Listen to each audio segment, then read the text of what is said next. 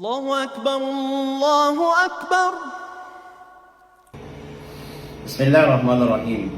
Alhamdulillah, wassalatu wassalamu ala rasulillah.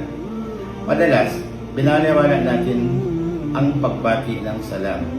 Ang simpleng assalamu alaikum. Ngunit sa Islam, ang salam ay hindi ang karaniwang pagbati. Ito ay isang panawagan ng kapayapaan, isang utos mula kay Allah, at isang haligi ng mabuting pagkikipag-ugnayan sa kapwa Muslim. Una, binigyan diin ng Quran ang kahalagahan ng salam.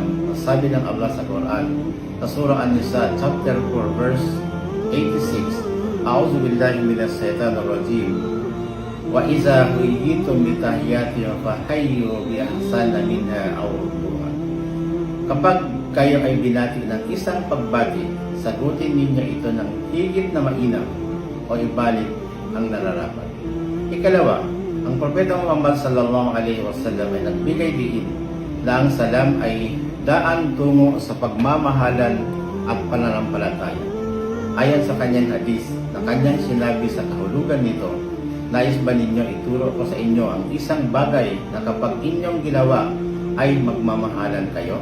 Ipalaganap ninyo ang salam sa pagitan ninyo. Mula sa Quran at hadis, malinaw na ang salam ay hindi lamang salita. Ito ay isang panawagan ng kapayapaan, pagrespeto, pagpapalapit sa puso ng mga mananampalataya. Sa bawat pagbigkas natin ng Assalamu alaikum, nagpapalaganap tayo ng kapayapaan at ginagampanan natin ang isang tungkulin na magbibigay ng gantimpala mula kay Allah.